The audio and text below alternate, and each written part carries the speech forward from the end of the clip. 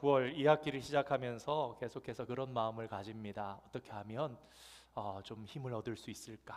새롭게 시작하는 그래서 새로운 비전 그런 주제로 이렇게 성경을 이렇게 여러 구절을 찾아보다가 오늘 사도행전 16장의 말씀을 골랐습니다. 근데 우리 정경리 집사님이 말씀을 보시지 않았을 텐데 좀 비슷한 맥락으로 기도하시는 걸 보면서 참 하나님께서 인도하심이 있지 않을까 그런 생각을 해봅니다. 우리가 자주 사용하는 말 가운데 비전, 듣기 좋아하는 말입니다. 얼마나 한국 사람들이 비전을 좋아하는지 모릅니다. 한국 교회마다 다 건물 이름이 비전, 이렇게 비전 교실, 비전 센터 이러면서 했더니 이게 콩글리시인가 보더라고요. 그래서 2세 아이들이 보면서 그런 얘기를 해요. 안경점이 교회 안에 있어? 그런 얘기를 한다 그러더라고요. 비전 센터, 비전 교실 이런 거는 보통 안경점, 컨택트 렌즈 맞추는 그런 데죠. 참 자주 사용하지만 사실은 비전처럼 자주 사용하면서 오해가 많이 되는 말도 없는 것 같습니다. 세상에서 이 비전을 기대하는 목표치로 생각할 때가 많습니다. 근데 때로는 교회에서도 이런 것을 흉내내서 그런 사회적인 분위기 가운데 아주 구체적으로 예를 든다면 성도 1000명 달성, 이렇게 배가 성장, 그러면서 목표를 양적인 목표를 세우고 그것을 비전 이렇게 얘기합니다. 비전 2021 성도 1000명 달성 이렇게 할 수도 있습니다. 그런 목표를 세우는 것이 꼭 잘못된 것은 아니지만 그러나 그것을 비전이라고 부른다면 무언가 아쉽습니다. 왜냐하면 성경이 가르치는 비전은 훨씬 더 영적인 개념이기 때문입니다. 그리고 성경이 말하는 비전은 사람이 주체가 돼서 만드는 게 아닙니다. 하나님께서 자기 백성을 위해서 보여주시는 것. 좀 더 구체적으로 얘기한다면 하나님께서 성도들에게 보여주시는 빅 픽처. 우리 어릴 때 청사진이라 그랬죠. 블루프린팅 돼 있는 딱 보여주시는 그것이 비전입니다. 더 구체적으로 예를 들자면 하나님께서 아브라함에게 주신 비전은 무엇입니까? 약속의 땅에 들어가 너의 자손이 별과 같이 많을 것이다. 술관원을 맡았던 느헤미야에게 보여주신 비전은 내가 예루살렘 성을 건축하고 회복하게 될 것이다. 우리 주님 예수 그리스도에게 주신 비전은 십자가의 죽음으로 세상의 모든 사람들의 죄를 구속하는 것이었고요. 사도들에게 보여주신 하나님의 비전은 성령을 받아 예루살렘과 온 유대와 사마리아와 땅끝까지 이르러 내 증인이 되는 것이었습니다. 그리고 마지막 사도로 세워주신 사도 바울에게 주신 비전은 이방인을 향한 선교였습니다. 그런데 때때로 하나님께서는 이런 총체적인 비전을 이루어가는 그 과정에서 특별한 순간에 필요한 그분의 뜻을 알려주시기 위해서도 비전을 보여주십니다. 오늘 함께 읽은 본문 가운데 그 비전이 등장합니다.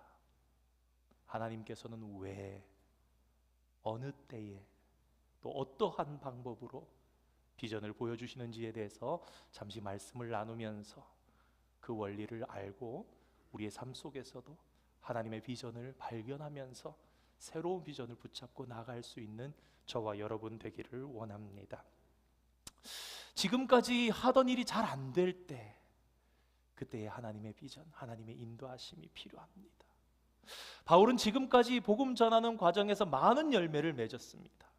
13장과 14장의 1차 전도 여행을 할 때에 뿐만 아니라 이제 시작한 2차 전도 여행에서도 계속해서 좋은 결과 나누었습니다. 열매를 많이 맺었던 것입니다. 바로 앞절에 있는 사도행전 16장 5절의 말씀도 이것을 증언합니다. 제가 읽어보겠습니다. 이에 여러 교회가 믿음이 더 굳건해지고 수가 날마다 늘어가니라. 바울에게 주신, 바울이 하는 일이 잘 되고 있었습니다. 1차 선교행을 잘 마쳤고 곧 이어서 2차 선교행에 나와서 잘 복음이 전해지고 믿는 자의 수가 늘어나고 있었습니다. 그러니까 바울의 마음이 어떻겠습니까? 야, 이 일에 대한 하나님께서 함께 하신다는 그런 확신이 그의 마음속에 있었고 굳은 의지를 가지고 나아갔고, 내가 목숨을 버릴지언정 내가 이 일을 위해서 내 인생을 불태우리라 그러면서 아시아의 다른 지역으로 나아가고자 마음을 먹었을 때였습니다. 그런데 이상하게도 갑자기 길이 막혀 버립니다. 물론 오늘 본문에 구체적으로 어떠한 일이 일어났는지에 대해서 기록하지 않았기 때문에 과연 어떤 어려움을 겪었는지는, 어떻게 길이 막혔는지에 대해서는 우리가 알 수는 없습니다. 그렇지만 이 길이 자신이 생각한 대로 더 나아갈 수 없이 막히는 것을 보면서 그는 성령께서 그렇게 역사한다고 생각했습니다. 이럴 때에 우리는 하나님의 뜻을 살펴야 합니다. 아까 우리 집사님 기도하신 것처럼 막힐 때, 어려운 일이 있을 때, 첫째로 지금까지 했던 일이 하나님의 뜻에 맞았던 것인가 돌아볼 필요가 있는 것입니다. 지금까지 잘 되던 일이 갑자기 안 될 때, 혹시 내가 일하는 과정에서 하나님의 뜻에 어긋나는 실수를 하지는 않았는지 돌아보아야 합니다. 예를 들어서 잘 되던 계약이나 거래가 갑자기 막히게 된다거나 하는 일이 있으면 한 번쯤 돌아보는 것입니다. 또한 혹은 습관처럼, 관행처럼 하던 일들 중에서 잘못된 일은 없었나 점검할 필요가 있습니다. 그리고 그것을 발견하게 되면 하나님의 뜻을 알았으니 과감하게 정리할 필요도 있는 것입니다. 둘째로, 하나님의 뜻에 어긋나지 않았더라도 우리는 다시금 하나님의 뜻을 되살펴볼 필요가 있습니다. 왜냐하면 혹 하나님께서 기대하시는 다른 뜻이 있을 수도 있기 때문입니다. 당장 새로운 뜻을 알지 못해도 이런 자세를 가지고 하나님 앞에 기도해 나가면, 하나님 혹시 제가 다 살피지 못한, 하나님 부족한 인간이 어찌 하나님의 그 모든 뜻을 다 살피겠습니까? 부족하여 보지 못한, 채 살피지 못한 하나님의 뜻은 없었습니까? 그렇게 기도해 나갈 때에 하나님께서 새로운 길을 보여주시는 일을 경험하게 됩니다. 야곱이 외삼촌의 집에서 20년 동안 일을 합니다. 성실하게 일했습니다. 밤에 잠을 잘 못 자면서 그렇게 양들을 돌보았습니다. 그랬던 이유는 야곱은 그 시절을 지나면서 자신이 외삼촌의 집에 머물며 이렇게 일하는 것이 하나님께서 원하시는 일이라고 생각했기 때문입니다. 그런데 어느 순간인가부터 외삼촌의 아들들이 자기를 보는 눈빛이 다릅니다. 뒤에서 자기를 비난하는 소리를 들었습니다. 이게 어찌된 일인가? 내가 잘못한 것도 없고 오히려 나의 일에 대해서 그 대가를 10번이나 반복하고 나에게 주지 않은 것은 외삼촌인데. 외삼촌의 얼굴을 살피니 외삼촌의 낯빛이 다릅니다. 외삼촌의 태도가 달라졌다라는 것을 느꼈습니다. 그때에 하나님께서는 야곱에게 내가 이제 일어나 고향 땅 가나안으로 돌아가라 했습니다. 야곱은 하나님의 인도를 의식하고 자기가 사명이라 생각하고 하나님의 뜻이라 생각했던 그 자리에서 일어나 새로운 선택을 하면서 나아갔던 것입니다. 저는 그런 생각을 한번 해봤습니다. 물론 분명하게 하나님께서 말씀해 주실 수도 있었겠지만, 과연 처음부터 순간에 야곱아 이제 됐다, 네가 일어나서 가나안 땅으로 돌아가라, 그렇게만 말씀하셨을까? 기도하고 간구하고 괴롭고 불편한 시간을 보내는 가운데에, 그 가운데서 하나님께서 이제 일어나 고향으로 돌아가라. 여러분, 우리의 인생을 지금도 과거의 일들을 돌아보면 그런 일들이 있습니다. 어려웠던 일, 혹은 우리에게 일어났던 생각지 못했던 부정적인 변화였지만, 그때가 하나님의 뜻이었구나, 내가 그런 일 때문에 이렇게 길을 바꾸게 되었지, 그런 때가 있었다라는 것을 기억하시는 분들도 있을 것이고, 이후에 오늘의 우리의 또 지난날의 일들 가운데 주님께서 그때에 막으시고 올바른 길로 인도하신 거구나, 그렇게 깨닫게 되는 일들이 있을 것입니다. 성도 여러분, 하나님께서 막으시거나 허락하지 않으실 때에는 하나님의 인도하심을 기다려야 합니다. 아마도 그런 상황이 새로운 사역의 기회를 주시기 위한 하나님의 역사일 수 있기 때문입니다. 두 번째로 생각해 볼 것, 사람의 계획이 잘 되지 않을 때 하나님의 인도가 필요하다라는 것입니다. 바울은 길이 막히자 어떻게 합니까? 계획을 수정합니다. 원래 가던 길에서 가지 않고 비두니아로 가려고 했는데 이 또한 예상대로 되지가 않아서 이제는 무시아를 지나 드로아로 내려갔습니다. 이러한 상황을 보고 사도행전의 저자 누가는 예수의 영이 허락하지 않았다 합니다. 계획을 수정했습니다. 1번 길로 가려고 했는데 안 되는구나, 그러면 2번 길로 가보자. 수정했는데도 원하는 대로 되지가 않았던 것입니다. 바울은 지금 복음을 전하고 있습니다. 길이 막힌다고 해서 복음 전하는 일을 중단할 수는 없었습니다. 여러분, 우리도 그렇지 않았겠습니까? 선교를 나갔습니다. 마음을 먹고 가족과 함께 선교를 나갔습니다. 선교를 나갔는데 제대로 일이 되지가 않습니다. 그렇다고 중단할 수 있습니까? 우리의 뜻이 무언가 하나님의 인도하심이 있을 거야, 현상이 어렵고 상황이 어렵지만 중단할 수 없기 때문에 어떻게 합니까? 나름대로 다른 계획을 세우면서 나아가는 것입니다. 이렇게 한 것이 잘못된 것은 아니었습니다. 오히려 하던 일을 포기한다면 그것이 하나님께서 기대하는 반응이 아니었을 것입니다. 나름대로 대안을 찾아서 시행착오를 겪는 것은 자연스러운 반응입니다. 만일 그렇게 했을 때 하나님께서 결과를 보여주셨다면 그것을 하나님의 뜻으로 받아들였을 것입니다. 그런데 이런 새로운 시도에도 안타깝게도 아무런 결과가 나타나지 않습니다. 참, 이럴 때 어렵죠. 그러면 하나님이 이 계획을 허락하지 않으시는구나, 그렇게 받아들여야 합니다. 그리고 자연스럽게 하나님께서 무언가 새로운 일을 하지 않으실까. 우리 잘 아시는 잠언 16장 9절 말씀, 사람이 마음으로 자기의 길을 계획할지라도 그의 걸음을 인도하시는 이는 여호와시니라. 하나님의 뜻을 따르는 사람은 아무런 계획도 없이 살아야 한다거나 자신의 계획을 무조건 포기해야 하는 것을 말하는 것이 아닙니다. 나름대로 계획을 세우고 추진할 필요가 있습니다. 그러나 그 과정에서 하나님의 인도를 예민하게 따라야 합니다. 목회를 하면서 그런 질문을 가끔 받습니다.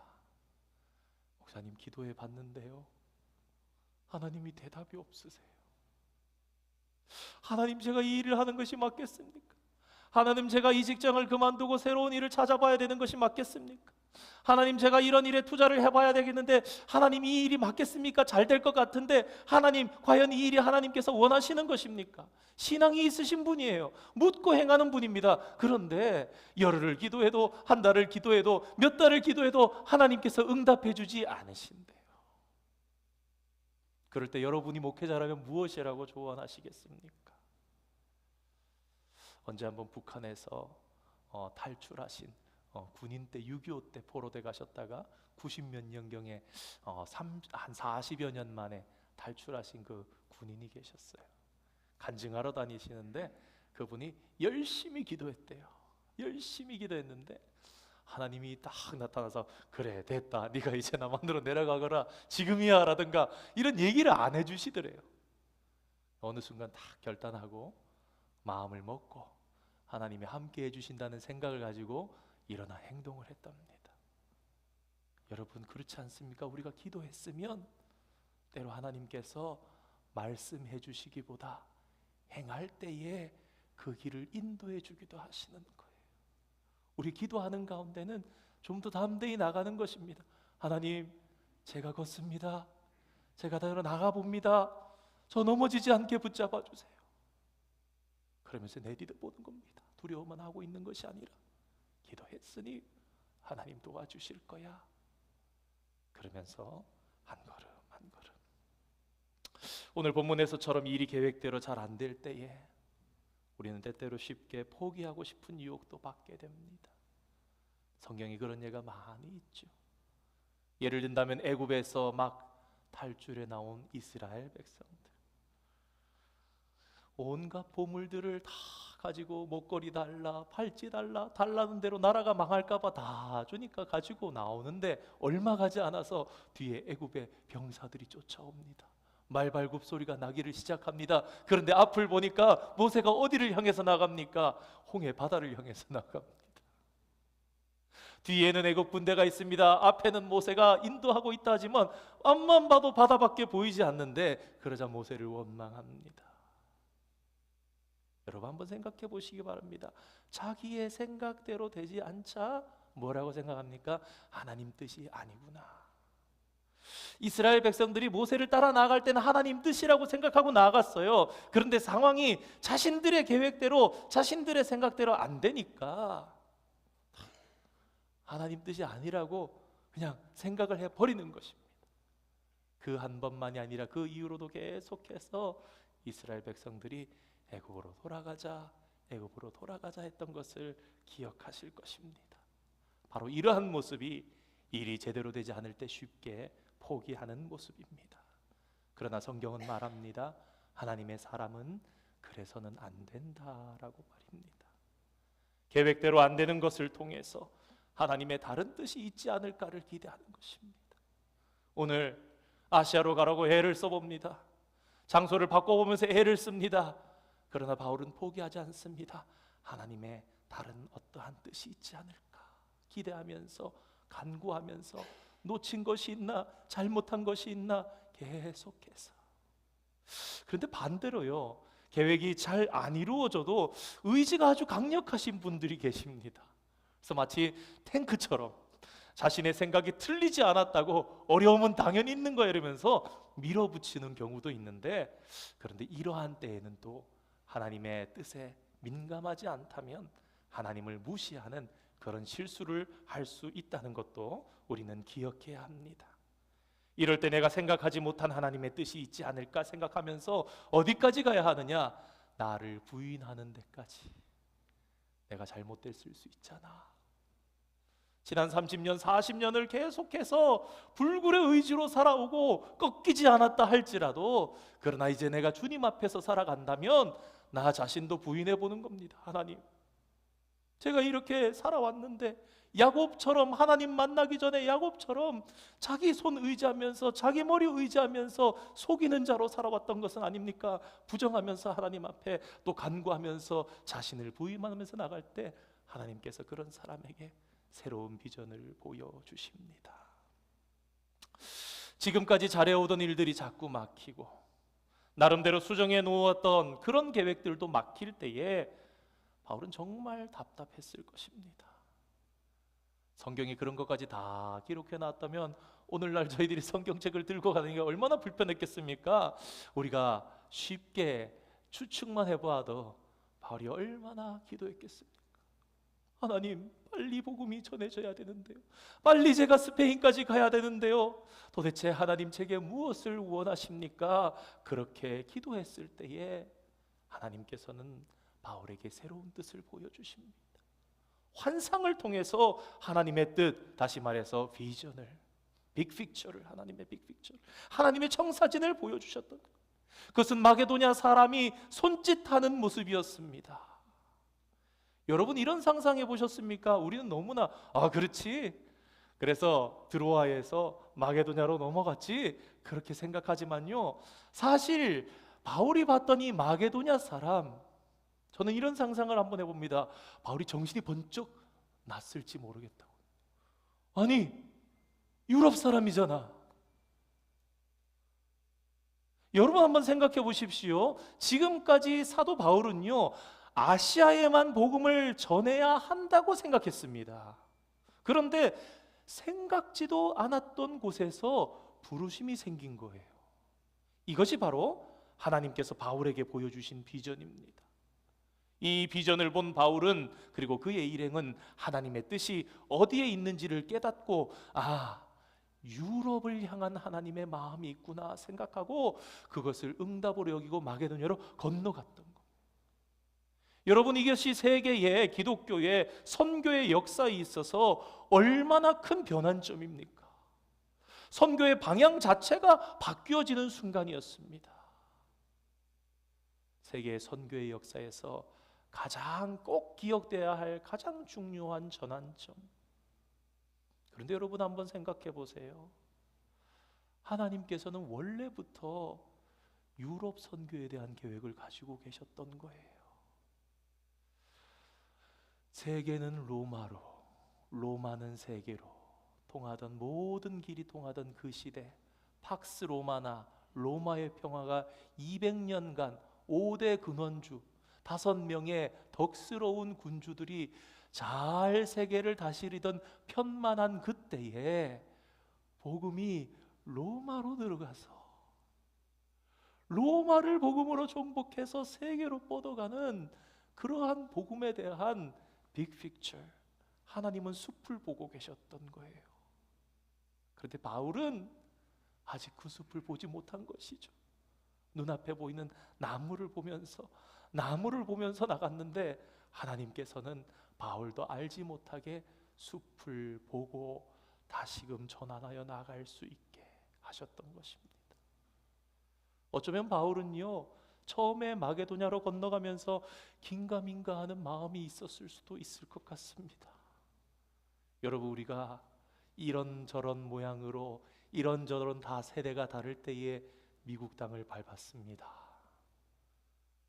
미국 땅을 밟을 때 확신 가지고 오신 분이 많으시겠습니까? 이 길이 맞나 두려우면서 뭔가 좀 이렇게 잘 알지 못하는 그런 마음이 더 많았습니까? 처음에는 불안하고 처음에는 알지 못했지만 살아가면서 무언가 이 땅에서의 삶 가운데 하나님께서 허락해 주시고 인도해 주신 삶이 있지 않았습니까?